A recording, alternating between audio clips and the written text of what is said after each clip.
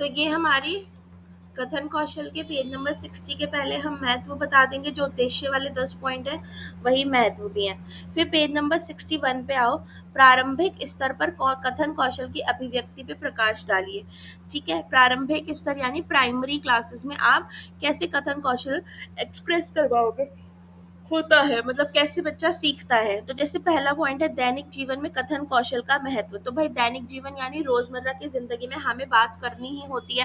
Family से बात कर रहे हैं, गली मोहल्ले में, आस पड़ोस में, दुकान पे जा रहे हैं, ठीक है, दोस्तों से मिल रहे हैं, तो हम इन सबसे क्या करेंगे, बोल के ही अपनी बात को कहेंगे। ठीक है, तो कथन कौशल हमारा दैनिक जीवन में इस्तेमाल होता है। फिर व्यावसायिक कार्यों में सहायक। तो अगर मुझे आपसे बिजनेस करना है तो भाई मेरे को एक भाषा आनी चाहिए, मुझे बोलना आना चाहिए, मुझे पता होना चाहिए कि मुझे किस तरीके के शब्द जो है वो चुनने हैं, कि मैं उसी तरीके से बात करूं कि आपका और मेरा जो बिजनेस है वो सेट हो जाए। ठीक है, हमारी डील क्रैक हो जाए। तो बिजनेस चलाने में भी ये काम आता है।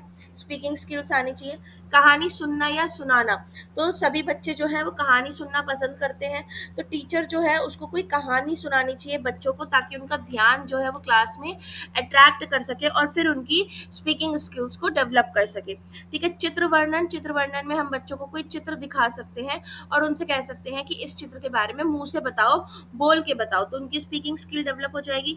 कविता पाठ। क्लास के अंदर हम बच्चों को बुक में बोल सकते हैं कि ये कविता है, इसको पढ़ के सुनाओ। तो जब वो पढ़ के सुनाएगा तो उसकी जो उच्चारण है, ठीक है, जो उसकी लय है, जो गति है, टोन है, रिदम है, वो सब हम ठीक कर सकते हैं। ठीक है, फिर 7 पॉइंट पे आ जाओ, वार्तालाप अभिव्यक्ति का सहज साधन। अगर मुझे और आपको डिस्कशन करना है, किसी बात पे वार्तालाप करनी है, बात करनी है, तो भाई लॉजिकल बात है, हमें पता होनी चाहिए, हमें पता होना चाहिए कि क्या बोलना है, क्या नहीं बोलना है, क्या तर्क देने हैं, क्या वितर्क देने हैं। ठीक है, तो उसके लिए स्पीकिंग स्किल का होना अच्छा जरूरी है। फिर 10वें पॉइंट पे आ जाओ, व्यक्तित्व विकास का महत्वपूर्ण साधन। जब आप एक अच्छे, आपकी स्पीकिंग स्किल अच्छी होगी तो आपका एक व्यक्तित्व बनता है, एक पर्सनालिटी बनती है। ठीक है, अब अगर मैं आपसे इस तरह से बात करूं, अबे चलना ओए ना, ये ना, अबे हटाओ यार, ये मत करो मत करो, तो आप लोग क्या सोचोगे कि अरे यार मैम कैसी सी है ना, मैम की पर्सनालिटी कितनी गवारू सी है।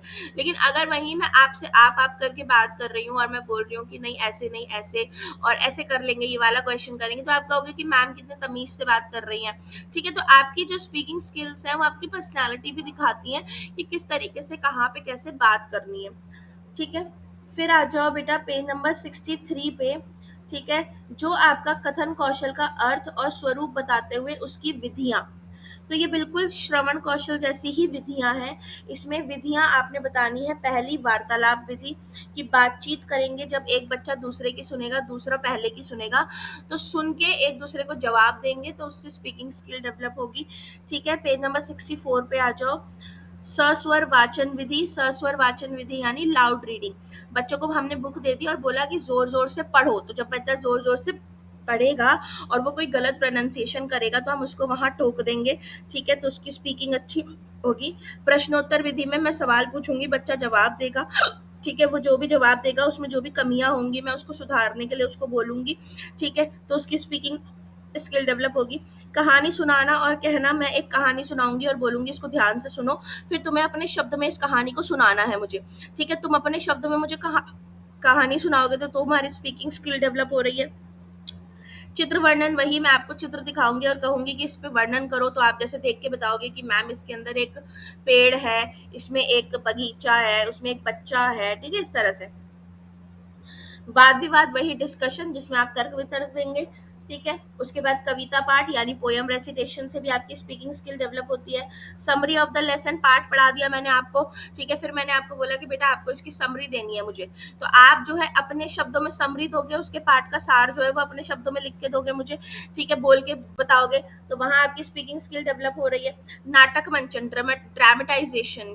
तो ड्रामा क्या होता है, नाटक, अभिनय करना। ठीक है, उसमें मैं आपको डायलॉग्स दूंगी, आप उन डायलॉग्स को बोलोगे। तो जब हम डायलॉग्स बोलते हैं तो हमें हाव भाव का ध्यान रखना पड़ता है। ठीक है, जैसे कि अगर मैं बोलूँ ऐसे, क्या कर रहे हो, तो यहाँ पे कुछ पता ही नहीं चला, लेकिन अगर मैं ऐसे बोलूँ क्या कर रहे हो, तो हाव भाव दिए मैंने, एक टोन दिया, एक उतार चढ़ाव था उस सवाल में। ठीक है, तो वो होती है कि किस तरह से आप ड्रामेटाइजेशन करोगे, तो इससे भी स्पीकिंग स्किल डेवलप होती है कि हमें कैसे बात करनी है। सवाल पूछ रहे हैं तो वो सवाल लगना चाहिए, स्टेटमेंट नहीं लगनी चाहिए। ठीक है, इसके बाद बाल सभा का आयोजन, स्कूल में असेंबली करवाओ, असेंबली में थॉट ऑफ द डे बुलवाओ बच्चों से, ठीक है, असेंबली में स्पीचेस बुलवाओ बच्चों से। तो सुबह सुबह के असेंबली में बच्चे जब ये बोलेंगे उनका हुआब खुलेगा, यानी वो हेजिटेशन उनकी खत्म होगी, ठीक है। भाषण, वही आपका स्पीच कंपटीशन, ठीक है। फिर आ जाओ बेटा पेज नंबर 66 पे, कथन कौशल की विशेषता। 2 मार्क्स का क्वेश्चन आ रखा है, लिख लो। तो बेटा कथन कौशल यानी कि अगर मैं बात कर रही हूँ तो मेरी बात करने में, मेरे बोलने में क्या क्या चीजें होनी चाहिए। पहली होनी चाहिए क्लैरिटी, मेरी जो भाषा है, मेरी जो बोली है वो साफ होनी चाहिए। ऐसे नहीं मैं बोलूंगी मैं ऐसे बोलूंगी तो आप क्या करोगे, क्या बोले जा रही है मैम, समझ तो कुछ आ नहीं रहा, ठीक है। तो मेरी भाषा में क्लैरिटी होनी चाहिए, मेरा एक एक शब्द जो है वो इतना क्लियर होना चाहिए कि आपको एक एक वर्ड मेरा समझ आए, ठीक है। दूसरी विशेषता क्या होनी चाहिए कि जिसकी अच्छी स्पीकिंग स्किल्स है वो स्वाभाविक होगा, बनावटी नहीं होगा, ठीक है। जैसे कि आप बना के नहीं बोलोगे, मुंह बना के बोल रहे हो, ओ माय गॉड, अरे ये क्या कर लिया, ऐसे नहीं, ठीक है। नेचुरल, जैसे अभी मैं बोल रही हूँ तो नेचुरल बोल रही हूँ, ठीक है। यहाँ पे कोई बनावटी पना नहीं आ रहा है कि ओहो मैं तो मर गई, ऐसे इस टाइप का नहीं, नेचुरल वे स्पीकिंग स्किल में आपके, ठीक है। फिर बोधगम्यता, इंटेलिजिबल, इंटेलिजिबल यानी कि जो भी मैं बोल रही हूँ उसमें कुछ अर्थ होना चाहिए, मीनिंग होना चाहिए, ठीक है। ये नहीं उल जलूल झिंगा लाला शका लाला मैं बोले जा रही हूँ, ये सब नहीं। मेरी बातों में मेरे शब्दों का एक मतलब होना चाहिए जो आपको समझ आए, जिसको आप ग्रहण कर सको, ठीक है। उसके बाद शुद्धता, करेक्टनेस, मेरे उच्चारण सही होने चाहिए, मेरे वर्ड के कुछ मीनिंग्स होने चाहिए, ठीक है। मैं जो बात बोल रही हूँ वो सही होनी चाहिए उस जगह पे,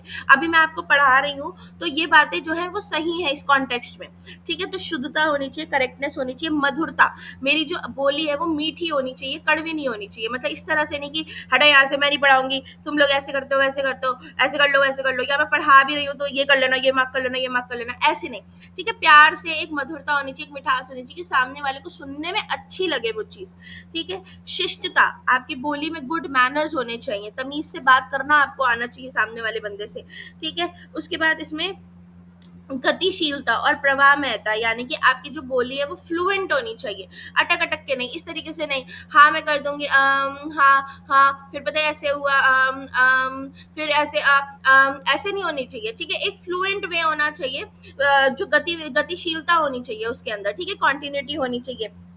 तो ये पॉइंट्स हो गए। इसके बाद सोपान आ जाओ बेटा, पेज नंबर 67 पे सबसे नीचे ही सोपान दे रखे हैं, सोपान का क्वेश्चन दे रखा है, और है सोपान पेज नंबर 68 पे।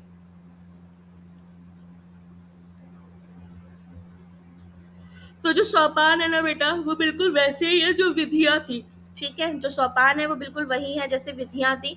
तो जैसे प्रश्न उत्तर है, तो प्रश्न उत्तर में टीचर जो है वो बच्चों से प्रश्न पूछेगा, बच्चे जो है उसका सवाल देंगे, अगर वो गलत जवाब दे रहे हैं तो टीचर उनको करेक्ट कर देगा। चित्र वर्णन है, चित्र दिखाएगा, बच्चों से सवाल करेगा, बच्चे उसके ऊपर बात करेंगे, ठीक है। घटना वर्णन है, कोई घटना टीचर ने बताई है और बोल रहे हैं कि इसका वर्णन करो, बताओ इसको तुमने क्या देखा यहाँ पर। नाटक के अंदर बच्चों के हाव भाव पे ध्यान दिया जा रहा है, भाषण करवाया जा रहा है, ठीक है। समाचार वाचन, टेलीफोन वार्ता, ये सब कराया जा रहा है। फिर आओ पठन कौशल, ये तुम्हारा अब दूसरा कौशल आ गया, तीसरा, पेज नंबर 70 पे आ जाओ। पठन कौशल, पठन होता है बेटा रीडिंग, ठीक है। तो जब आप किसी लिखित सामग्री को, कोई प्रिंटेड मटेरियल है, ठीक है, प्रिंटेड मटेरियल है या हाथ से लिखा हुआ कुछ है, उसको पढ़ रहे हो, यानी कोई भी लिखी हुई चीज को अगर आप बोल रहे हो तो पढ़ के बोल रहे हो, देख के बोल रहे हो, तो उसको हम रीडिंग कहेंगे, ठीक है।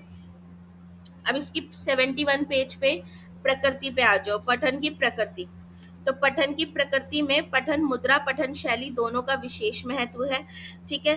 पठन मुद्रा क्या होता है, पाठ पढ़ने की भाव भंगिमा, यानी पाठ पढ़ते समय विद्यार्थी की आंखें, शरीर के अन्य अंगों का संचालन कैसा है, मतलब कि पोजीशन कैसी है उसकी रीडिंग करते टाइम, आईज और हाथों के, आईज के बीच में कितना कोऑर्डिनेशन है, बुक्स जो है वो कितनी दूर है उसके शरीर से रखी हुई, ठीक है।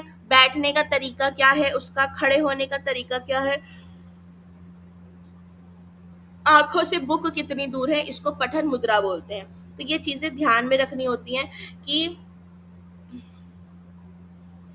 पाठ पढ़ते समय विद्यार्थी की आंखों से कम 130 डिग्री का कोण बनाए, 1 फुट की दूरी पे होनी चाहिए किताब जो है, ठीक है। इसमें आप बताना कि पठन मुद्रा के अंदर जो है बच्चे का जो क्या बोलते हैं आई स्पैन होता है। आई स्पैन मतलब एक नजर में आप कितने शब्द देख लेते हो। ठीक है, जैसे जब हम छोटे होते हैं तो बोर्ड से अगर कुछ उतारते हैं तो एक टाइम पे हम एक शब्द देखते हैं, मैं, फिर उसको लिखेंगे, तुम, फिर उसको लिखेंगे। लेकिन जब हम बड़े हो जाते हैं तो एक साथ हम 5-6 शब्द देखते हैं एक ही आंख में। ठीक है, एक ही नजर में। ठीक है, तो आई स्पैन जो है वो जितना बड़ा होगा, जितना एक्सपैंडेड होगा, उतनी अच्छी आपकी रीडिंग होगी, उतना जल्दी आप रीडिंग करोगे। ठीक है, आपको बैठने का तरीका आना चाहिए, किस एंगल में आपने बैठना है। फिर पठन शैली पे आ जाओ, पेज नंबर 72 पे।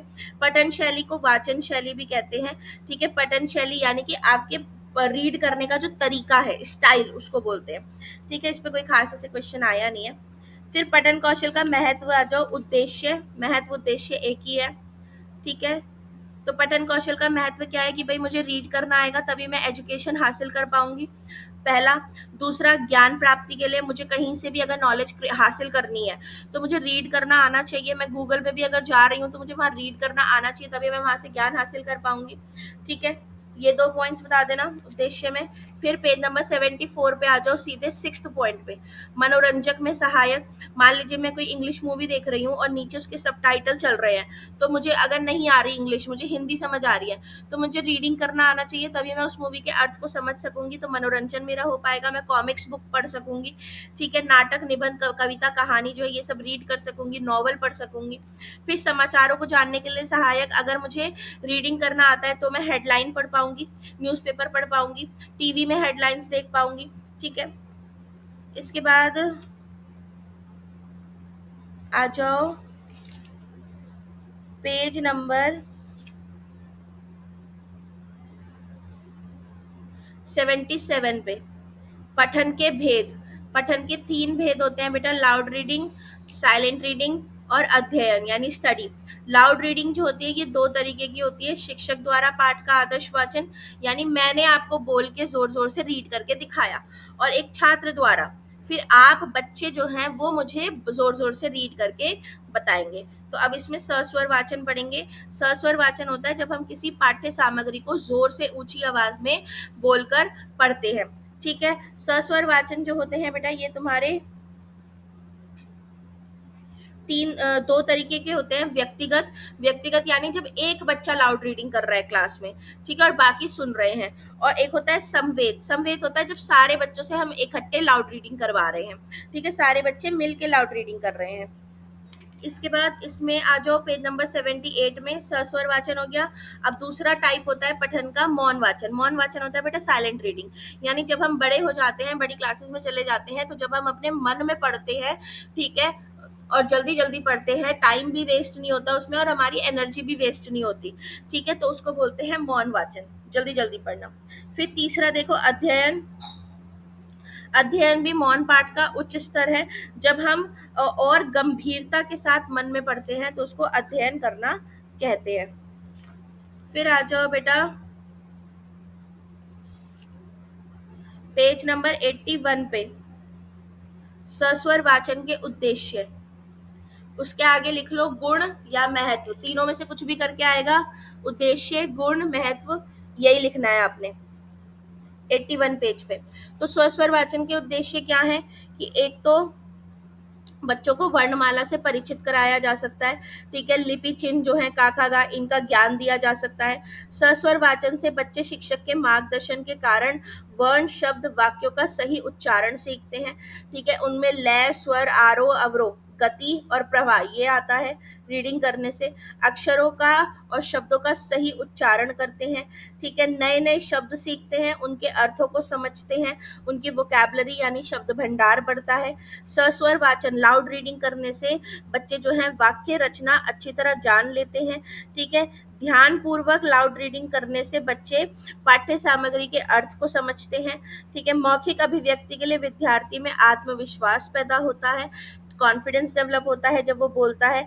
अध्ययन की रुचि पैदा होती है। सस्वर वाचन द्वारा विद्यार्थी कविता का रसास्वादन प्राप्त करते हैं। ठीक है, लाउड रीडिंग करने से कविता के जो रस है, ठीक है, जो भाव है वो हमें पता चलता है। अब सस्वर वाचन की विधियां देखो। अक्षर बोध विधि, अक्षर बोध विधि के अंदर क्या होता है कि बच्चों को सबसे पहले स्वर सिखाए जाएंगे, फिर व्यंजन सिखाया जाएगा बेटा, फिर मात्राएं सिखाई जाएंगी, मात्राओं से शब्द बनाने सिखाए जाएंगे और शब्द से वाक्य बनाने सिखाए जाएंगे। ठीक है, फिर 82 पेज पे नीचे आ जाओ, ध्वनि साम्य विधि, फोनिक्स। तो सस्वर वाचन में बच्चों को फोनिक्स सिखाए जाते हैं। फोनिक्स यानी ये बताया जाता है कि कौन सा अक्षर कौन सी आवाज निकाल रहा है और कहाँ से निकाल रहा है। जैसे क है तो क आपका क की आवाज गले से निकाल रहा है। ठीक है, फिर 83 पे देखो और कहो विधि, लुक एंड से मेथड। तो इसके अंदर हम बच्चों को कुछ अक्षर और ध्वनियां दिखाते हैं, पहले उनका ज्ञान करवा देते हैं। ठीक है, फिर उनको वो दिखाते हैं और उनसे कोई वस्तु दिखाएंगे, जैसे कमल दिखाया और मैं पूछूंगी बताओ ये कमल किससे शुरू होता है, तो बच्चे बताएंगे का से कमल होता है। ठीक है, खा से खरगोश होता है। देखो और कहो विधि। फिर वाक्य विधि सबसे नीचे है, तो इस विधि को देखो और कहो का बदला हुआ रूप कहा जाता है। ठीक है, इसमें वर्णमाला सिखाने के बाद बच्चों को वाक्य बनाना सिखाया जाता है। पेज नंबर 84 पे कहानी विधि, तो बच्चों को कहानी सुनने के स्वाभाविक प्रवृत्ति होती है, नेचुरल एक वो होती है एबिलिटी बच्चों में कहानी सुनने की। तो कहानी विधि से हम बच्चों में निर्माण कर सकते हैं रीडिंग स्किल्स का। इसके बाद आओ पेज नंबर 85 पे मौन पठन। मौन पठन की परिभाषा, उसके उपयोग, उद्देश्य, गुण, सावधानियां। तो मौन पठन जो है, जब हम किसी लिखित सामग्री को मन में शांति से चुपचाप पढ़ते हैं, वो मौन पठन होता है। इसकी उपयोगिता देखो नीचे लिखी है। मौन पठन की उपयोगिता, जैसे जैसे बच्चा बड़ा होता है तो लाउड रीडिंग को वो छोड़ता जाता है और मौन पठन को अपनाता जाता है। अगर हमें कुछ पंक्तियां किसी को पढ़कर सुनानी हो तो हम लाउड रीडिंग का यूज कर सकते हैं, लेकिन अगर हम खुद से पढ़ रहे हैं, खुद के लिए पढ़ रहे हैं, तो हम साइलेंट रीडिंग यानी मौन पठन करते हैं। दूसरों की उपस्थिति में हम सस्वर पठन नहीं करते, क्योंकि इससे अन्य लोगों के कार्यों में बाधा उत्पन्न होती है। मान लीजिए कोई पढ़ रहा है तो वहां पे मैं लाउड रीडिंग करूंगी तो वो डिस्टर्ब होगा। ठीक है, तो मौन पठन अनेक दृष्टियों से हमारे लिए उपयोगी है। यही कारण है कि बच्चे बड़े होकर इसी का प्रयोग करते हैं। लाइब्रेरी में, वाचनालयों में मौन पठन का ही आश्रय लेना पड़ता है, क्योंकि वहां पे लाउड रीडिंग अलाउड नहीं होती है। फिर सबसे नीचे आओ पेज नंबर 86 पे, मौन पठन के उद्देश्य में सबसे नीचे वाले पॉइंट्स मार्क करो। पॉइंट नंबर 7 से पॉइंट नंबर 15 तक सारे मार्क कर लो। छात्रों को तीव्र गति से पढ़ने में अभ्यस्त किया जाता है। रीडिंग स्किल डेवलप कर रहे हैं तो इसका मतलब क्या है कि वो तेजी से पढ़ना सीखे। ठीक है, वो अक्षर, उच्चारण, ध्वनि, बल, स्वरता, इन सब पे बल दिया जाता है, इन सबको अच्छे से सीखें। कहाँ पे विराम लगाना है, कहाँ पे अर्ध विराम लगाना है, मतलब ज्यादा रुकना है, थोड़ा रुकना है, इसको समझ पाता है। ठीक है, वाणी के अंदर मधुरता आती है उसके। पठन पठित अंश का भाव ग्रहण, जो वो पढ़ रहा है, वो बात वो क्या कहना चाह रहा है नरेटर उसमें, वो समझता है। ठीक है, मनोरंजक होना चाहिए, अर्थ ग्रहण होना चाहिए, मुद्रा सही होनी चाहिए यानी पोजीशन सही होनी चाहिए पढ़ते टाइम आपकी। ठीक है, शब्द भंडार की वृद्धि होती है रीडिंग से, ये बता देना है। फिर मौन पठन के प्रकार बताने हैं बेटा, ये होते हैं दो, गहन पठन और द्रुत पठन। गहन पठन होता है भाषा में कुछ पाठ्य सामग्री ऐसी होती है जिसका अध्ययन पूर्ण रूप से करना होता है, और उसके लिए हमें पाठ्य सामग्री का पठन पूर्ण मनोयोग से हर बात को समझते हुए करना होता है। इस पठन से बच्चों की अर्थ ग्रहण करना, चिंतन मनन करना और कल्पना करना आदि की शक्ति बढ़ती है, यानी एक एक शब्द को समझना, वो होता है गहन पठन। और द्रुत पठन होता है भाषा के कुछ पाठ्य सामग्री ऐसी होती है जिसका हमें सामान्य ज्ञान करना होता है, कि मैंने बस ओवरव्यू ले लिया उसका, कहानी का, कि मतलब एक्सटेंसिव रीडिंग कहते हैं इसको, ओवरव्यू बस मैंने ले लिया है उसका कहानी का, कि ये कहानी कहना क्या चाह रही है। गहन पठन में मैं एक एक शब्द का अर्थ समझूंगी। ठीक है, लेकिन द्रुत पठन में जैसे हम न्यूज़पेपर पढ़ते हैं, पिक्चर देखते हैं, हेडलाइन देखते हैं और समझ जाते हैं कि ये इसमें आर्टिकल में छपा होगा। ठीक है, वो द्रुत पठन होता है। इसके बाद विशेषताएं वही हैं कि बिना बोले जो है हम किसी भी बात का मतलब समझते हैं जब हम साइलेंट रीडिंग करते हैं। एकाग्रचिता, हमारा मन जो है वो एक जगह क्या होते हैं एक जगह रहता है, अटेंशन स्पैन बढ़ता है मन में पढ़ने से, ठीक है, विचार शक्ति का इस्तेमाल कर पाते हैं हम अपने, समय की बचत होती है, थकान नहीं होती है। ये पॉइंट्स बता देने। फिर आपने बताना है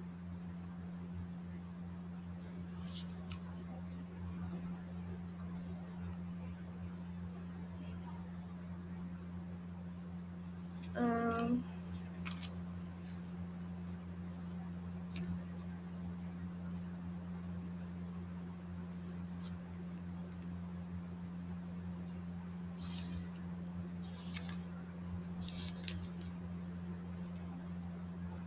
द्रुत पठन 88 पेज पे।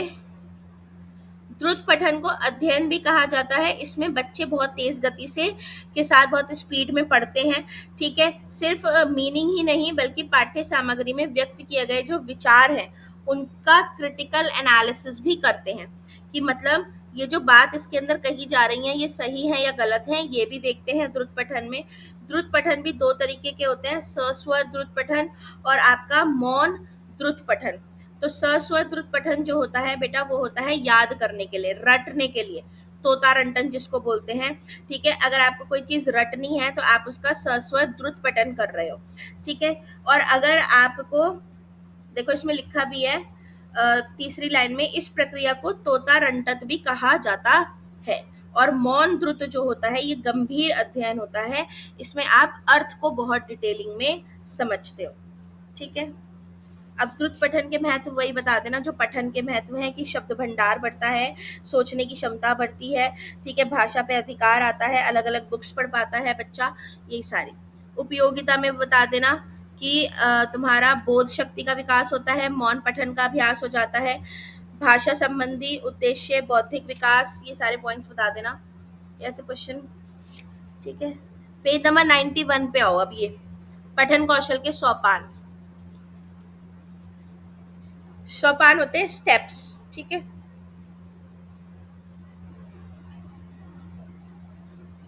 तो पहला स्टेप है कि शुरू में बच्चों को कविता या कहानी सुनाकर रीडिंग की ओर अट्रैक्ट किया जा सकता है, ठीक है। ऐसा करने से बच्चों में पढ़ाई के प्रति रुचि उत्पन्न होगी और वो नेचुरल रूप से रीडिंग में इंटरेस्ट लेने लगेंगे। तो कहानी सुनाओ सबसे पहला स्टेप। दूसरा स्टेप है कि बच्चों को अक्षर ज्ञान सिखाओ, यानी कि उन्हें ये बताओ का से कमल, खा से खरगोश, गा से गमला, घा से घड़ा, ठीक है। अक्षर बोध के बाद उनको शब्द बोध कराओ। शब्द बोध यानी जैसे 2 अक्षर वाले शब्द बताओ, कल, जल, तब, अब।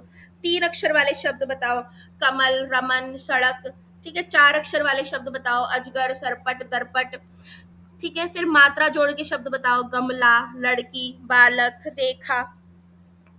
फिर तीसरा सोपान आता है कि बच्चों को स्वतंत्र पठन का अभ्यास कराना चाहिए, उनको खुद से फ्री राइटिंग करने दो, फ्री रीडिंग करने दो, खुद से रीड करने दो, ठीक है। फिर चौथा आता है कि बच्चा पत्र पत्रिकाओं को महत्व को समझने लगता है, जो आपके न्यूज़पेपर होते हैं, मैगजीन्स होते हैं, इनकी इंपॉर्टेंस को वो समझने लगेगा और धीरे धीरे उसकी जो रीडिंग है उस पर उसकी पकड़ और मजबूत होती चली जाएगी क्योंकि बच्चा बड़ा हो रहा है।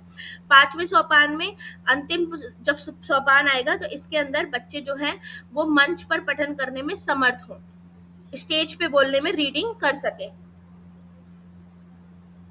ठीक है, स्टेज पे वो रीडिंग कर सके, ये इसके सोपान है।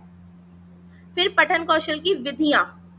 पहला वर्ण उच्चारण विधि। वर्ण उच्चारण विधि, बच्चों से जोर जोर से वर्ण बुलवाइए और उनके उच्चारण को सही करिए। दूसरा अक्षर बोध विधि, बच्चों से अक्षरों को जोड़ के शब्द बनवाइए, ठीक है। तीसरा अर्थ ग्रहण पर आधारित विधि, यानी कि बच्चों से वाक्य बनवाइए, वाक्य विधि बोल सकते हैं इसको।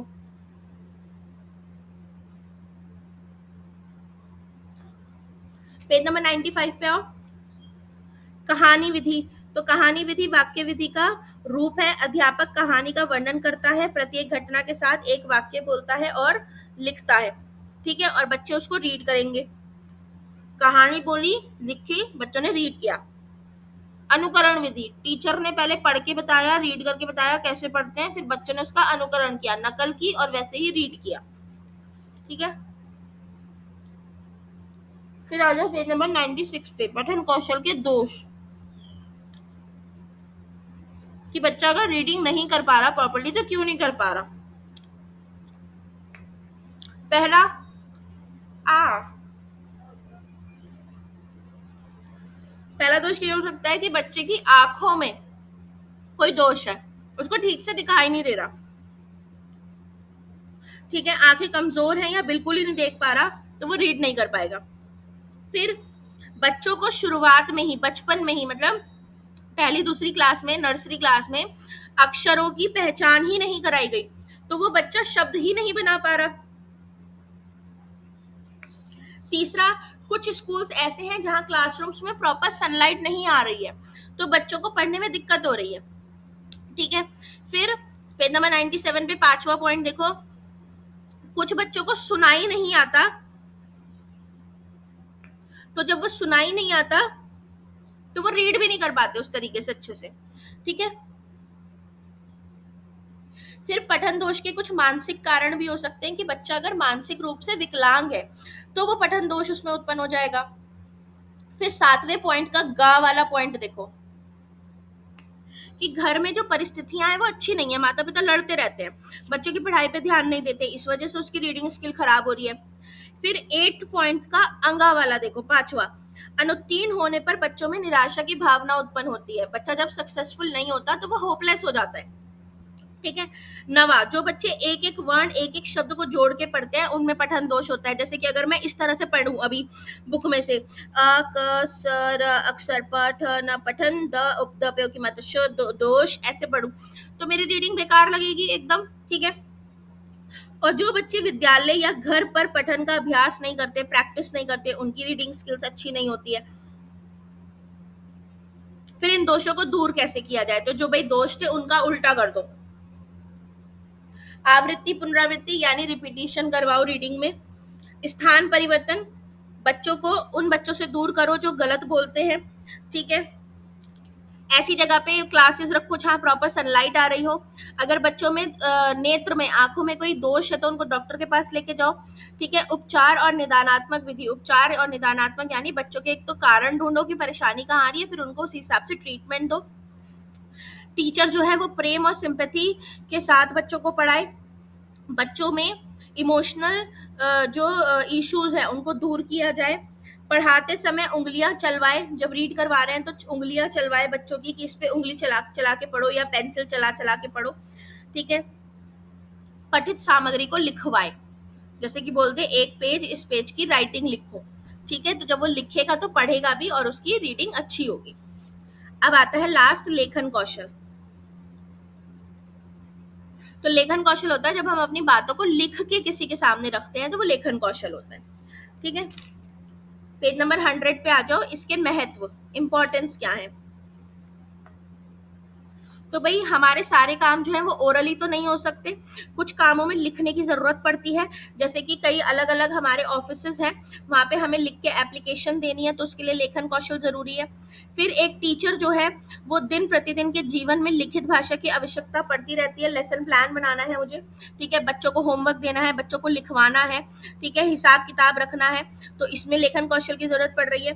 फिर आधुनिक शिक्षा प्रणाली में परीक्षा का महत्व बहुत इंपॉर्टेंट है, एग्जाम्स होते हैं, एग्जाम्स में हमें लिख के ही देना होता है, लिख के ही बताना होता है हमने कितना सीखा, तो लेखन कौशल आना चाहिए, ठीक है। कथन की दृष्टि से लिखित भाषा की हाथ और मस्तिष्क का संतुलन बनता है, तो जब हम लिखते हैं तो हमारी आंखों में और हमारे हाथ के बीच में एक वो बनता है, क्या बोलते हैं, कोऑर्डिनेशन बनता है, ठीक है। हमारे पूर्वजों की धरोहर के रूप में बहुत सा साहित्य लिखित भाषा के रूप में प्राप्त हुआ है, तो हमारे पास जो लिटरेचर है, हमारी हिस्टोरिकल लिटरेचर जो है वो हमें लिखित रूप में ही मिली है, ठीक है। ये पॉइंट्स बता देना है।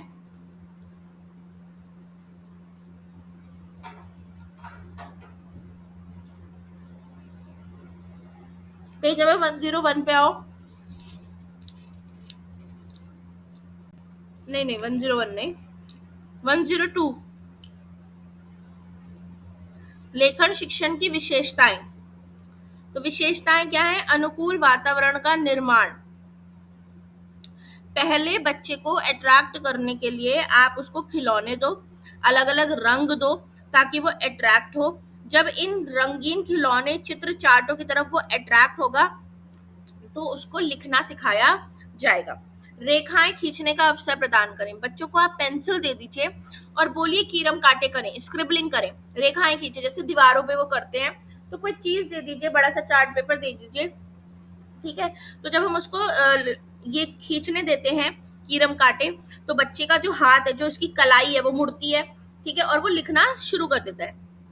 अक्षरों पर उंगली फेरना, बच्चों को लिखित कैसे सिखाया जाता है कि बड़ा सा आ बना दिया है और उस पर बोला जाएगा बेटा इस पे उंगली फेर, इस तरीके से कि पहले तू 3 बना, फिर एक डैश बना, फिर ऊपर से नीचे लेके एक डंडा लेकर आ, फिर उस डंडे के ऊपर एक डैश बना दे, तो बन जाएगा अ से अनार, ठीक है, उंगली फिरानी है। फिर हवा में अक्षर का आकार बनाना, बच्चों को बोलो कि हवा में ऐसे आ बनाओ अपनी फिंगर से। कैंची का प्रयोग करना, नहीं ये हटा दो, कैंची का प्रयोग करना। रेत या मिट्टी पे अक्षर बनाना, आप बच्चों को मिट्टी दे दो, सैंड दे दो और बोलो इसके अंदर उंगली चला के अक्षर बनाओ, या राजमा दे दो, चावल दे दो, उसके अंदर बोलो कि इसके अंदर अक्षर बनाओ, ठीक है। तो इससे बच्चे का लेखन कौशल सुधरता है। अब विधियां क्या है, विधियां यानी मेथड्स। पहला अनुकरण विधि, अनुकरण विधि यानी बेटा आपने बच्चे की कॉपी में ऊपर लिख दिया आ से अनार, ठीक है, बच्चा जो है अब उसको नीचे बाकी के पूरे पेज में देखकर लिखेगा, ये हो गया नकल करके लिखना, ठीक है। आपने कोई शब्द लिख दिया मकान, अब आपने बोल दिया कि मैंने ऊपर लिख दिया फर्स्ट लाइन में, बाकी की लाइन में तो खुद लिख इसको देख के, तो ये होती है अनुकरण विधि, नकल करके लिखना। पेस्टोलॉजी की रचनात्मक विधि, पेस्टोलॉजी की जो विधि है बेटा उसका मतलब होता है पृथक्करण करना, पृथक्करण करना यानी कि आप सबने वो देखा है जिक्सॉ पजल, देखा है जिक्सॉ पजल, बचपन में हम लोग पजल सॉल्व करते थे, देखा है, टुकड़े टुकड़े टुकड़ों को जोड़ के हम है,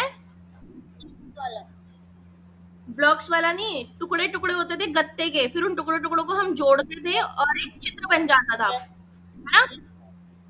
उनके अंदर कटिंग हुई रहती थी गोल, उन गोल कटिंग में हमें फिक्स करना होता था उसको और वो चित्र बन जाता था, तो वो है पेस्टोलॉजी विधि।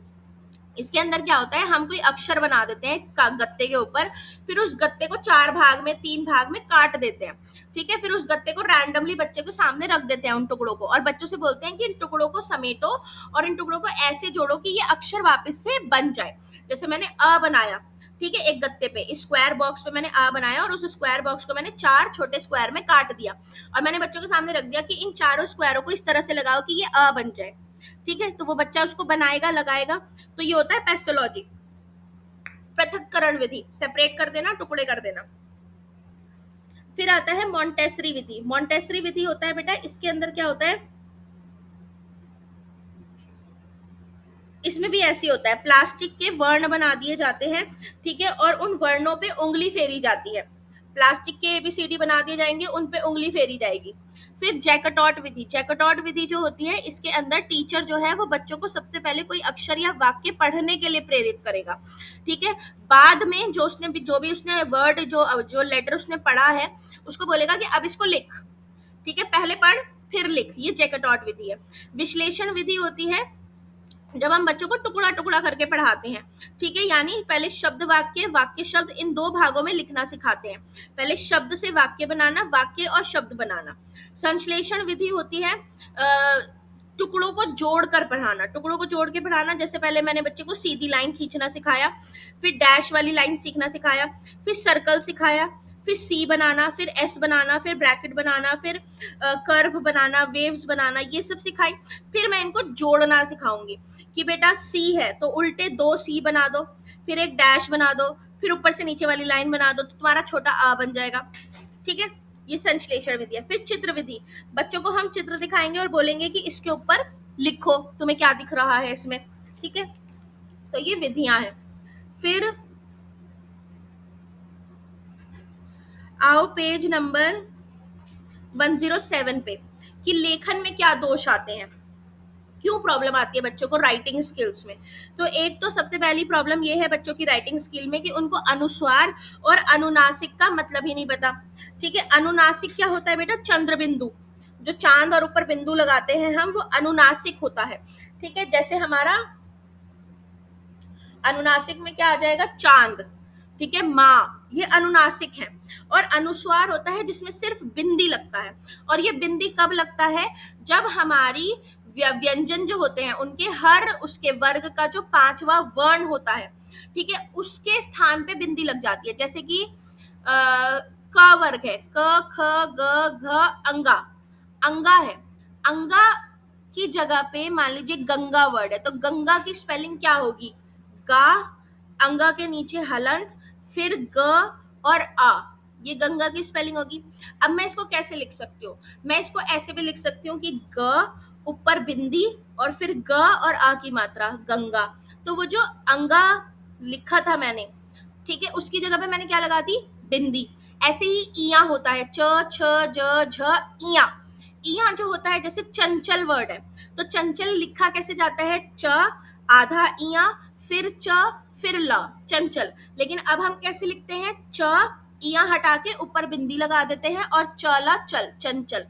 तो ये जो पांचवे वर्ण हैं सारे हमारे, अंगा, इया, अणा, म, ठीक है, न, न सॉरी, इनकी जगह पे इनको हटा के जहां बिंदी लगती है वहां वो अनुस्वार होता है, ठीक है।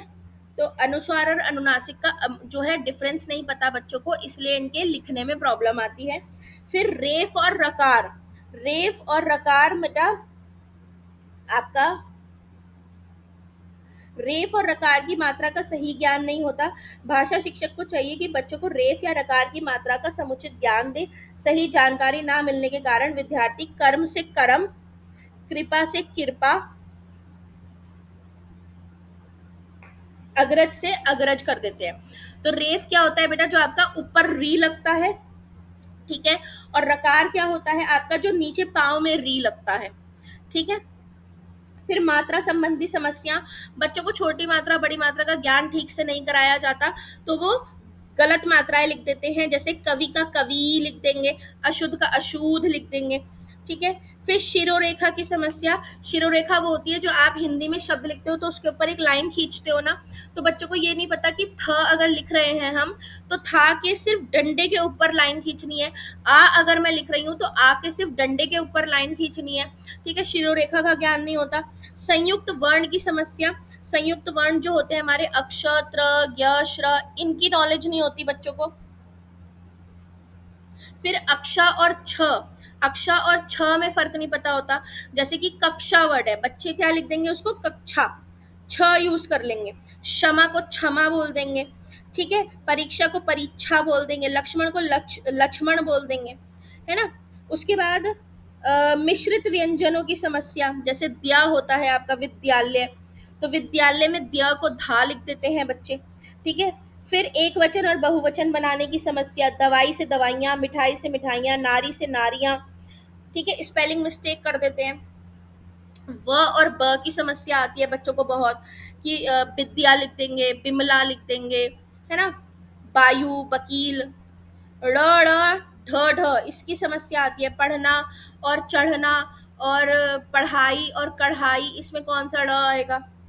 फिर इन अशुद्धियों के कारण क्या है, कारण ये है कि बच्चों को बचपन में देवनागरी लिपि ढंग से सिखाई नहीं गई, अनुस्वार अनुनासिक ढंग से नहीं सिखाया, मात्रों का ज्ञान ढंग से नहीं दिया, टीचर को खुद ही नहीं पता था सही उच्चारण क्या है, ठीक है, व्याकरण के नियम ढंग से नहीं पढ़ाए गए हैं बच्चों को। फिर इन दोषों को दूर कैसे किया जा सकता है, तो इन दोषों को दूर कैसे किया जाए कि देवनागरी लिपि जो है उसका अभ्यास कराया जाए बच्चों को, 12 खड़ी का अभ्यास कराया जाए। 12 खड़ी आप सबने सीखी है बचपन में कि मात्रा लगा दी जाती है सारी, जैसे का, के, की, कुकू, के, कोकऊ, कंकहा, खा, खिखी, खुखू, खेखई, खोखऊ, खंखहा, ये 12 खड़ी होती है हमारी। व्याकरण का ज्ञान दिया जाए बच्चों को, संधि, समाज, उपसर्ग, ये सब ढंग से पढ़ाया जाए। तीव्र गति से लिखने की प्रैक्टिस कराई जाए कि स्पीड में लिखे बच्चा, ठीक है। शारीरिक उपचार कराया जाए, उसके हाथ में या आईज में कोई प्रॉब्लम है तो उसको ठीक कराया जाए। पेज नंबर 113 पे आओ, सोपान, स्टेप्स। पहला आता है अनुलेख। अनुलेख का मतलब होता है किसी विषय के संबंध में सर्वप्रथम मोटे और सुंदर अक्षरों को लिखना, ठीक है, मोटे और सुंदर अक्षर लिखना। जैसे कि बड़ा सा मैंने पेज पे आ बना दिया और बच्चा भी उसको बड़ा सा आ बनाएगा। अब इसमें हम लाइन वाइन नहीं देख रहे कि तुझे लाइन के अंदर लिखना है या नहीं लिखना है, बड़ा सा आ बना दिया है हमने, ठीक है। तो अनुलेख में बच्चे जो हैं वो उनकी राइटिंग सुधरेगी, सही तरीके से अक्षर बनाना आएगा, उनको बनावट ठीक होगी। फिर पेज नंबर 114 पे आओ, दूसरा स्टेप आता है श्रुतलेख। बच्चों को वर्ड हम बोलेंगे और बच्चा उसको सुन के लिखेगा, ठीक है। तो इससे उसकी स्पेलिंग्स का जो भी वर्तनी का जो एरर है, वर्तनी मतलब स्पेलिंग्स, ठीक है, वो दूर होगा, ठीक है। और जो अननोन वर्ड है वो उसकी जानकारी में आएंगे। फिर आता है सुलेख, 115 पेज पे सुलेख होता है सुंदर लेख, ठीक है। बच्चों से बोला जाएगा कि अपनी बुक के किसी भी एक पेज का सुंदर सा लेख लिखो अपनी कॉपी में। सुंदर लेख लिखेंगे, उनकी राइटिंग अच्छी होगी, बनावट अच्छी होगी, ठीक है। फिर A116 पे आओ, श्यामपट लेखन। श्यामपट होता है बेटा ब्लैक बोर्ड। बच्चों को बोला जाएगा कि वर्णमाला जो है इसको ब्लैक बोर्ड पे आके लिखो, या ब्लैक बोर्ड पे लिख दी जाएगी, बोला जाएगा कि सही उच्चारण करो, ठीक है। अब श्यामपट का ध्यान कैसे रखा जाता है, तो श्यामपट को जब भी लिख लिया आपने, लिखने के बाद ब्लैक बोर्ड को साफ कर दो, ठीक है। हाथ को दबाकर लिखो, वर्ण जो है वो उभर कर आते हैं आपके, ठीक है। दाई से बाई और की ओर लिखना चाहिए, बोर्ड के सामने नहीं खड़ा होना चाहिए, पीठ करके, बच्चों की तरफ पीठ नहीं होनी चाहिए, साइड में खड़ा होना चाहिए टीचर को हमेशा बोर्ड के, ठीक है। लिखते समय हमेशा बोलना चाहिए, जो भी मैं बोर्ड पे लिख रही हूँ वो बोल बोल के लिखना है मुझे, ठीक है। टीचर को ब्लैक बोर्ड पे सीधी लाइन में लिखना चाहिए, टेढ़ा नहीं जाना चाहिए। जो कुछ भी मैं लिख रही हूँ उसको फौरन मिटा देना चाहिए उसका काम खत्म होने के बाद, ठीक है। फिर श्यामपट पे सही स्पेलिंग्स लिखनी है। कोई चित्र बनाना है तो उसको ठीक से बनाना है। लिखते टाइम बच्चों से बीच बीच में प्रश्न पूछने हैं ताकि उनका इंटरेस्ट पैदा होता रहे, ठीक है। कालांश, क्लास ओवर होते ही श्यामपट ब्लैक बोर्ड को दोबारा साफ करना चाहिए और फिर क्लास लीव करनी चाहिए। इस तरह से हम श्यामपट का ध्यान रख सकते हैं। अब ये यूनिट 1 आपकी खत्म हो गई। यूनिट 2, यूनिट 2 आपकी व्याकरण है। आप लोगों को आती है या आप लोग चाहते हो कि मैं व्याकरण आपको शॉर्ट में पढ़ाऊं, क्योंकि क्वेश्चन आते हैं इसमें बहुत। बताइए मुझे तो आते हैं। क्या क्या कह रहे हो?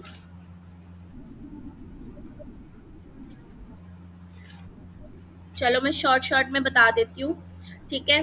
पहला ही जो आता है क्वेश्चन वो वर्ण पे आता है आपका, कि वर्ण क्या होते हैं। तो भाई वर्ण हमारी भाषा की सबसे छोटी इकाई होती है, ध्वनि जिसको बोलते हैं। तो का खा गा आ ई, ये वर्ण है हमारे। वर्णों का महत्व क्या है कि जब वर्ण सीखेंगे तभी तो भाषा सीखेंगे। वर्ण कितने प्रकार के होते हैं? स्वर होते हैं आ ई, व्यंजन होते हैं का खा गा घा, संयुक्त व्यंजन होते हैं जो दो व्यंजन से मिलके बनते हैं, ठीक है। फिर वर्णों के भेद आ जाते हैं। वर्णों के भेद आपके पेज नंबर 119 पे है, ठीक है। वर्णों के भेद में स्वर और व्यंजन ही आते हैं। तो स्वरों के भेद कौन कौन से हैं? जो आ ई जो है ये गज, कहाँ से इनकी आवाज निकलती है। जैसे कंठ है, कंठे मतलब गले से जो आवाज निकल रही है, और अह की तालू से आवाज निकल रही है, मूर्धा से आवाज निकल रही है। मूर्धा होती है बेटा आपका जो आपकी दांतों वाले जो मसूड़े होते हैं ना ऊपर वाले, उसके पीछे वाला एरिया, ठीक है, वो मूर्धा होती है। दंत आपके दांतों से, होष्ट, ओष्ठ यानी आप होठ जिसमें गोल हो जाते हैं औ बोलने में। नासिक के यानी नाक से, अंग से अंगूर, ठीक है। ये 6 कर लेना इसमें, बाकी नहीं। फिर उसके बाद इसमें करना मात्रा के आधार पे, पेज नंबर 120 पे आओ। मात्रा के आधार पे तो हर्ष स्वर, दीर्घ स्वर और लुप्त स्वर 3 होते हैं। हर्ष स्वर कौन से होते हैं? जिसमें छोटी मात्राएं आती हैं, आ ई उ। दीर्घ कौन से होते हैं? जिसमें बड़ी मात्रा आती है, आ ई उ ए ओ औ, ठीक है। और लुप्त स्वर कौन से होते हैं? जिसमें 2 मात्रा से ज्यादा मात्रा लगती है। जैसे आपका ओम के अंदर हम उल्टा 3 बना देते हैं, ठीक है, वो लुप्त स्वर होता है। फिर आओ तुम इसमें 121 पे अनुनासिक और अनुस्वार, ये क्वेश्चन आता है 2 नंबर में। अनुनासिक और अनुस्वार में क्या अंतर है अभी बताया है। अनुनासिक चंद्र बिंदु होता है, अनुस्वार बिंदी होता है। जब हम किसी भी जब हम अपनी व्यंजन में 5वां वर्ण हटाते हैं किसी भी वर्ग का, तो उसकी जगह पे हम बिंदी लगाते हैं, अनुस्वार लगाते हैं। अयोगवा, अयोगवा पे भी क्वेश्चन आता है। अयोगवा बेटा क्या होता है आपका? हिंदी वर्णमाला में अनुस्वार और विसर्ग को क्रमशः अ के साथ लिखा जाता है। जैसे अंग और अह, परंपरा के अनुसार इन्हें स्वरों का साथ रखा जाता है, किंतु ये स्वर ध्वनियां नहीं है। संस्कृत व्याकरण में इन्हें अयोगवाह कहते हैं। यानी जब किसी के साथ अ लगाया जाता है उसको अयोगवा कहा जाता है। इसके बाद व्यंजन के भेद पे आ जाओ, पेज नंबर 122 पे, सबसे नीचे व्यंजनों का वर्गीकरण।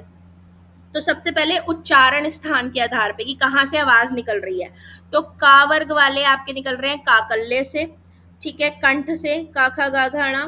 फिर तालव्य से आपके निकल रहे हैं च छ ज झ ण, तालु से च छ, जो आपके अपर टीथ का जो मसूड़ा है ना वो तालु है, ठीक है, जो जहाँ पे आपके अपर टीथ जुड़े हुए हैं, ठीक है, वो तालु है, तो वहां पे च छ ज निकल रहा है। फिर मूर्धा, उस अपर टीथ के मसूड़े के पीछे थोड़ा सा, जिसको हम अपर पैलेट बोलते हैं, वहां पे आप देखो आपकी टंग टच करेगी ट ठ ड ढ ण, ठीक है। फिर वत्सर्य, वत्सर्य होता है आपके जब आपकी जीभ की नोक आपके ऊपर के मसूड़े को टच करती है, न ल र, ठीक है, हमारी जो टंग की टिप है वो हमारे अपर दांत के मसूड़ों को टच कर रही है।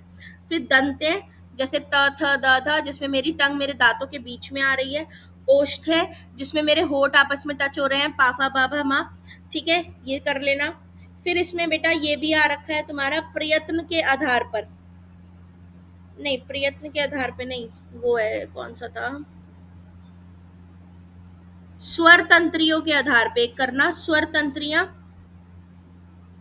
अघोष और सघोष ये दो हैं, तो जिन ध्वनियों का उच्चारण करते में वाइब्रेशन पैदा होती है नहीं होती उनको अघोष कहते हैं, जैसे क ख ग च छ ज ट ठ ड त प फ, मतलब हर वर्ग का पहला और दूसरा व्यंजन, क ख च छ ट ठ त थ प फ, फ श श स। और सघोष होते हैं जिन ध्वनियों का उच्चारण करते हुए एक कंपन पैदा होती है, वाइब्रेशन होती है, जैसे घ ग ङ ज झ, एक वाइब्रेशन आती है, ठीक है। फिर ये भी आ रखा है प्राणत्व के आधार पे, यानी कितनी आपकी सांस जो है वो बाहर निकल रही है मुंह से। तो अल्प विराम, अल्प प्राण, यानी कि वो ध्वनियां जिनके उच्चारण में के समय जो हमारी मुंह से वायु निकलती है वो कम निकलती है, जैसे क क च ज, ठीक है। और महाप्राण होता है जिसमें ज्यादा वायु निकलती है, जैसे ख घ छ, ओके। फिर आपने बताना है पेज नंबर 125 पे संयुक्त व्यंजन बेटा। संयुक्त व्यंजन होते हैं जो दो व्यंजन से मिलके बनते हैं, जैसे अक्ष त्र श्र या। फिर आप आना इसमें पेज नंबर 126, अक्षर, बालाघात, अनुतान और संगम।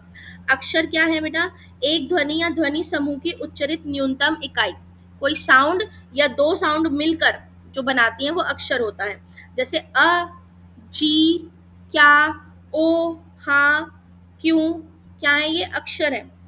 बालाघात क्या होता है, बालाघात होता है एक्सेंट, आपके बोलने का तरीका, ठीक है, कि जब आप बोल रहे हो तो कौन से शब्द पे ज्यादा जोर दे रहे हो, स्ट्रेस देना, वो बालाघात होता है।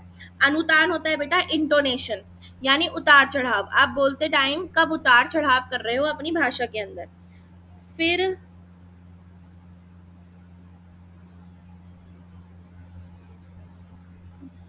संगम, संगम होता है बोलते टाइम मुझे कहाँ पे विराम देना है, ठीक है, जैसे सिर का, तो सिर का विराम आया। फोटोग्राफी, फोटोग्राफी, ठीक है, तो फोटो बोला मैंने, एक हल्का सा पॉज था, फिर ग्राफी बोला मैंने, तो ये संगम होता है हमारा। फिर शब्द आते हैं, शब्द में जब हमारी दो ध्वनियां, एक से ज्यादा ध्वनियां मिलती हैं और वो शब्द बनाती हैं, शब्दों के भेद कर लेना बेटा। देशज वाले, रुको, हाँ ये सारे इंपॉर्टेंट है। देशज शब्द कौन से होते हैं जिनकी उत्पत्ति हमें नहीं पता, कहाँ से उठ के आए हैं ये, ठीक है। हिंदी में अज्ञात शब्दों को देशज शब्द कहा जाता है जिनका ओरिजिन हमें नहीं पता। तत्सम शब्द वो होते हैं जो संस्कृत भाषा से ज्यों के त्यों उठा लिए गए हैं, जैसे सूर्य, क्षेत्र, अंबा, ठीक है, शिक्षा, ये क्या है, संस्कृत भाषा से एज इट इज उठा लिए गए हैं। तद्भव शब्द वो होते हैं जो संस्कृत भाषा से उठाए तो गए हैं लेकिन इनमें बदलाव कर दिए गए हैं, जैसे सूर्य का सूरज कर दिया गया है, ठीक है, माँ का माता का माँ कर दिया गया है, दुग्ध का दूध कर दिया गया है, दंत का दांत कर दिया गया है। फिर विदेशज शब्द होते हैं जो हिंदी भाषा से अलग दूसरी भाषाओं से उठकर आए हैं, जैसे डॉक्टर, ठीक है, रेल, चाकू, अमीर, जैसे उर्दू से आए हैं, अंग्रेजी से आए हैं, फारसी से आए हैं, पुर्तगाली से आए हैं, फ्रेंच से, तुर्की से, चाइना से। संकर शब्द होते हैं वो शब्द जो एक जिसमें तुम्हारी दो भाषाओं से मिलके शब्द बनता है, जैसे कि तुम्हारा रेलगाड़ी, तो रेल क्या है इंग्लिश वर्ड, गाड़ी क्या है हिंदी वर्ड, रेलगाड़ी, ठीक है। थानेदार, ठीक है, अजायब घर। फिर आते हैं तुम्हारे पारिभाषिक शब्द। पारिभाषिक शब्द जो होते हैं बेटा ये टर्मिनोलॉजीज होती हैं। विज्ञान, साइंस के क्षेत्र में नए नए आविष्कार होते हैं तो इसमें नई नई टर्मिनोलॉजीज यूज होती हैं। फिर पेज नंबर 132 पे अनुकरणात्मक शब्द। अनुकरणात्मक शब्द होते हैं बेटा जिनके ध्वनियां जो होती हैं ये रिपीट होती हैं, खटखटाना, गड़गड़ाना, बड़बड़ाना, धुलधुलाना, खाना पीना, ठीक है। फिर रचना की दृष्टि से आते हैं रूढ़, यौगिक और योग रूढ़। रूढ़ शब्द वो होते हैं जो किसी अन्य शब्द के योग से नहीं बनते, जैसे घोड़ा, घोड़े को मैं और किसी और वर्ड में नहीं तोड़ सकती, ठीक है। काला, इसको मैं और छोटे वर्ड में नहीं तोड़ सकती। यौगिक शब्द वो होते हैं जो सार्थक खंड हो सकते हैं, जिनको दो शब्दों में तोड़ा जा सकता है, जैसे विद्यालय, पाठशाला, तो पाठ प्लस शाला।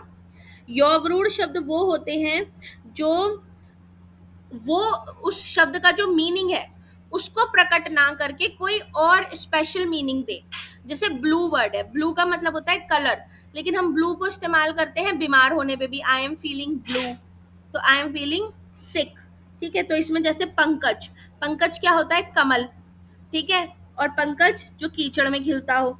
चारपाई यानी चार पैरों वाली, लेकिन चारपाई हम किसको बोलते हैं जिसपे हम सोते हैं, ठीक है। इसके बाद अर्थ के आधार पर आपके एकार्थी अर्थ वो होते हैं जो वो शब्द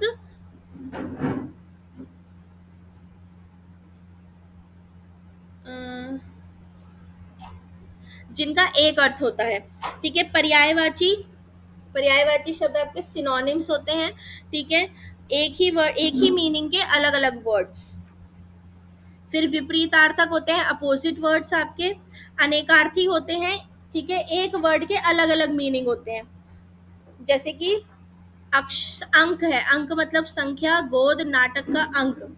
फिर आती है संधि। संधि होती है बेटा जब दो ध्वनियां मिलती हैं तो संधि बनती है, ठीक है। संधि की परिभाषा यही है जब दो वर्ण आपस में मिलते हैं, ठीक है, उनका मेल होता है तो संधि होती है, जैसे हिम जमा आलय, हिमालय। संधि के भेद कर लेना, क्वेश्चन आता है। स्वर संधि में आपके स्वर का मेल होगा, व्यंजन पानी देना। व्यंजन संधि में व्यंजन और स्वर का मेल होता है। विसर्ग संधि में बेटा स्वर और व्यंजन के मेल से विसर्ग बनता है, ठीक है। इसमें आपने मार्क कर लो कौन कौन सी कर लेनी है। पेज नंबर 138 पे दीर्घ संधि। किसी में पानी नहीं, दीर्घ संधि जिसमें छोटी मात्राएं मिलती हैं आपस में, ठीक है। उसके बाद वृद्धि संधि जिसमें आपकी आ और ए अगर साथ में है तो बड़ा ए हो जाता है, और आ और ऊ अगर साथ में है तो बड़ा ऊ हो जाता है। फिर यण संधि करना बेटा, यण संधि में ई के बाद अगर कोई और स्वर है तो वो य हो जाएगा, ठीक है, और ऊ के बाद अगर कोई और स्वर है तो वो हाँ व हो जाएगा। फिर व्यंजन संधि आती है। व्यंजन संधि के अंदर आपने फर्स्ट पॉइंट मार्क कर लो, ये कर लेना। व्यंजन संधि क्वेश्चन आ रखा है आपका, ठीक है। व्यंजन संधि में फर्स्ट पॉइंट पेज नंबर 141 पे सेकंड वाला पॉइंट करो। फिर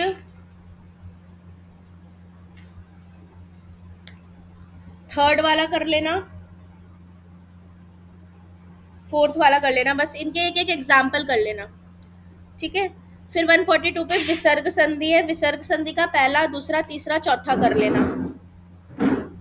फिर उच्चारण आता है पेज नंबर 143 पे। उच्चारण होता है प्रोनाउंसिएशन, ध्वनियों को सही तरीके से निकालना, ठीक है। इसमें आप पेज नंबर 145 पे जो दोष है वो करना, कि स्वरों में दोष आता है, ठीक है, व्यंजन में दोष आता है, स्वर का लोप कर देते हैं, अनाज को नाच बोल देंगे, नहीं को नहीं बोल देंगे, ई और ई का स्थान में प्रॉब्लम आती है, ऊ और ऊ के स्थान पे प्रॉब्लम आती है, श और अक्ष में, स श और श में, व और ब में, न और अणा में, अनुनासिक और अनुस्वार में, इन सब में प्रॉब्लम आती है। दूर कैसे कर सकते हैं? एक तो अच्छा वातावरण दो, ठीक है, सही उच्चारण यूज करें टीचर, क्षेत्रीय बोली का असर होता है उसको दूर करें बच्चों की, ध्वनि यंत्र का विकार जो है ध्वनि यंत्र दें बच्चों को। फिर आप आना वर्तनी, वर्तनी का क्वेश्चन आता है बेटा स्पेलिंग एरर, वर्तनी होती है स्पेलिंग, ठीक है। वर्तनी का इंपॉर्टेंस क्या है भाई? स्पेलिंग सही होगी तभी हमारी जो राइटिंग है वो भी अच्छी होगी, रीडिंग भी सही होगी, ठीक है। अशुद्धियां क्या क्या होती हैं भाई? वही सारी जो पीछे पड़ी है हमने, रेफ रकार की प्रॉब्लम, ठीक है, श श स की प्रॉब्लम, शिरोरेखा की प्रॉब्लम, हलंत की प्रॉब्लम। फिर आप आ जाना पेज नंबर 156 पे। तो 156 पे स्पेलिंग को कैसे सुधारा जाए इसको पढ़ लेना, इसमें दूसरा पॉइंट पढ़ लेना, तीसरा पॉइंट पढ़ लेना, पांचवा पढ़ लेना, ठीक है। और फिर पेज नंबर 158 पे पेज नंबर पॉइंट नंबर 20 का first second third fourth fifth पढ़ लेना। फिर उपसर्ग और प्रत्यय आ जाते हैं बेटा। उपसर्ग वो होते हैं जो पहले लगते हैं, प्रत्यय वो होते हैं जो बाद में लग के शब्द का अर्थ बदल देते हैं, ठीक है। उपसर्ग और प्रत्यय के एग्जाम्पल्स पढ़ लेना दो तीन। तो ये गेट बंद करो ना, क्यों खोला है? गेट बंद करो बेटा, नहीं बंद कर दो आप। फिर उपसर्ग प्रत्यय के टाइप्स कर लेना बेटा, सॉरी प्रत्यय के टाइप्स कर लेना, तत्सम कर लेना, तद्भव कर लेना, देशज कर लेना, विदेशज कर लेना, ठीक है, ये चार कर लेना। फिर विकारी तथा अविकारी पद क्या होते हैं? तो विकारी होते हैं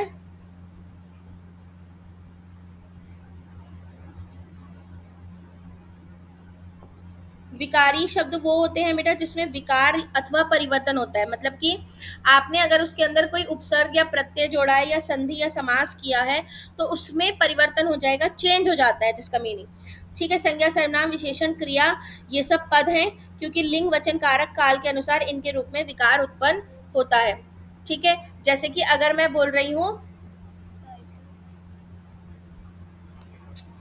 अरे यार, वह जा रहा है और वह जा रही है, ठीक है, तो लिंग के आधार पे मेरा संज्ञा जो है उसमें परिवर्तन हो गया, ठीक है, लड़का लड़की हो गया।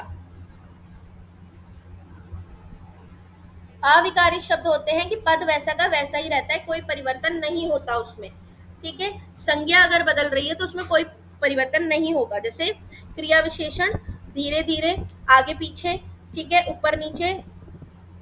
फिर संज्ञा में प्रॉपर नाउन कर लेना बेटा, जो आपका नाम होता है वो प्रॉपर नाउन होता है, कॉमन जो सबके लिए यूज होता है, एब्स्ट्रैक्ट जिसमें भाव होते हैं, कलेक्टिव जो ग्रुप के लिए यूज होगा, मटेरियल जो मटेरियल्स के लिए यूज होता है। फिर आप सर्वनाम करना, सर्वनाम की परिभाषा दे देना, सर्वनाम के भेद कर लेना, पुरुषवाचक, ठीक है, जिसमें 3 पुरुष होते हैं, first person, second person, third person. निश्चयवाचक जिसमें आप बताते हो कि इस पर्टिकुलर चीज के बारे में मैं बात कर रही हूँ कि यह बुक मेरी है। अनिश्चयवाचक जिसमें नहीं पता आपको, कि जैसे घर पे कोई आया है, कौन आया है नहीं पता, ठीक है। संबंधवाचक, संबंधवाचक जिसमें दो बातों का संबंध हो, अगर तुम पढ़ोगे तो तुम पास होगे, ठीक है। प्रश्नवाचक जिसमें सवाल किया जाए क्या लिख रहे हो। निजवाचक जिसमें खुद स्वयं वर्ड यूज होता है, मैं खुद कर लूंगा, मैं स्वयं कर लूंगा।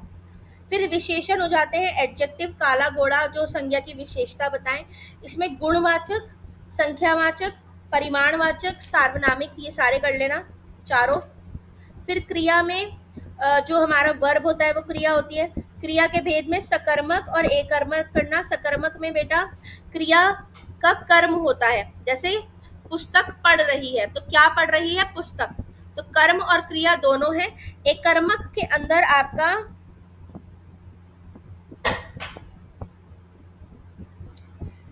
हाँ, अच्छा, सकर्मक ही दो टाइप के होते हैं, एक कर्मक और द्विकर्मक। एक कर्मक में एक कर्म होता है, जैसे मोहन पुस्तक पढ़ रहा है तो एक कर्म है पुस्तक। द्विकर्मक में दो कर्म होते हैं कि विकास ने मोहन से पुस्तक लिखवाई। तो क्या लिखवाई? पुस्तक। किससे लिखवाई? मोहन से। तो दो कर्म है इसके अंदर, ठीक है। फिर अकर्मक क्रिया, अकर्मक क्रिया वो होती है जिसमें कर्म ही नहीं होता, मोहन पढ़ रहा है, क्या पढ़ रहा है हमें नहीं पता, ठीक है। फिर आना क्रिया विशेषण, पेज नंबर 180, एडवर्ब। जो आपकी विशेषण की विशेषता बताए वो एडवर्ब होता है, ठीक है। एडजेक्टिव की जो विशेषता बताए वो एडवर्ब होता है। इसमें आपका कालवाचक हो जाएगा, जैसे कल, प्रतिदिन, पीछे। स्थानवाचक अंदर, बाहर। रीतिवाचक धीरे धीरे। परिमाणवाचक थोड़ा, ज्यादा, ठीक है, ये कर लेना। फिर आते हैं आपके 182 पे अव्यय। अव्यय शब्द के बाद आकर उनके वाक्य या उन शब्दों के साथ संबंध स्थापित करते हैं, उन्हें अव्यय कहते हैं। संज्ञा या सर्वनाम के बाद ये लगते हैं, ठीक है। इसमें फिर आप योजक, योजक पे कंजंक्शन होते हैं, जो आपने बिकॉज, एंड, बिटवीन पढ़े हैं वो आपके कंजंक्शन है, ठीक है। विस्मय आदि आपके वही जो इंटरजेक्शंस होते हैं, ठीक है, जिसमें एक्सक्लेमेशन मार्क लगता है, ओह, अरे, ये क्या, वाह। निपात आपके, अच्छा, निपात होते हैं आपके वो क्या होते हैं ये,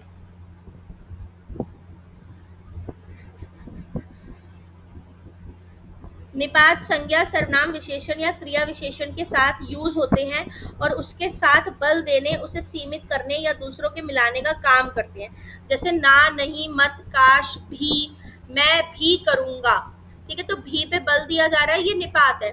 मैं नहीं जाऊंगा, नहीं निपात हो गया। ये काम मत करो, मत निपात हो गया, ठीक है। फिर कारक आ जाते हैं, कर्ता ने कर्म को कर्ण से संप्रदान के लिए, पदान से संबंध काके की अधिकरण में पर संबोधन है, अरे, तो ये सारे आपने कर लेने हैं। फिर वाच्य आ जाते हैं आपके, ठीक है। वाच्य क्रिया का वो रूपांतरण है जिसके द्वारा पता चलता है कि वाक्य में कर्ता कर्म किसकी प्रधानता है।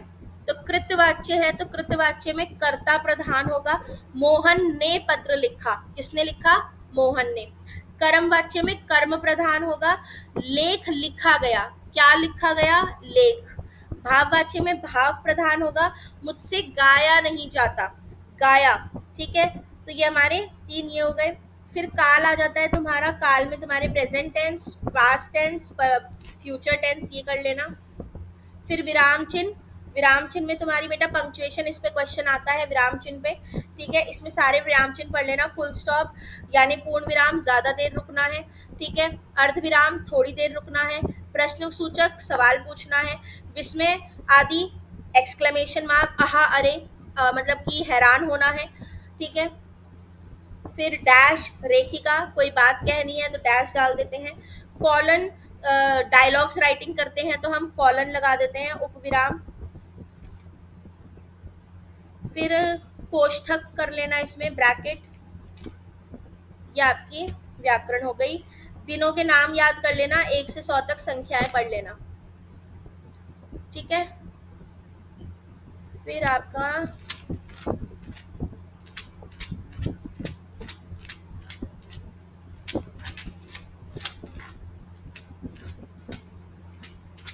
चैप्टर 3 बहुत इंपॉर्टेंट है। चैप्टर 4 क्या है आपका? विधि साहित्य। ओके, चैप्टर 4 भी वैसे ही है 3 जैसा। 5 कितने चैप्टर हैं इसमें टोटल? 5। 5th चैप्टर तो आपका वो है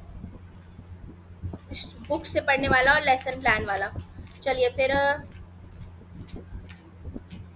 इस हफ्ते में हिंदी खत्म कर देंगे, ठीक है। चलिए कल यूनिट 3 खत्म कर दूंगी, फिर यूनिट 4, फिर हिंदी लेसन प्लान सिखा दूंगी मैं आपको फ्राइडे तक। चलिए क्लास ओवर।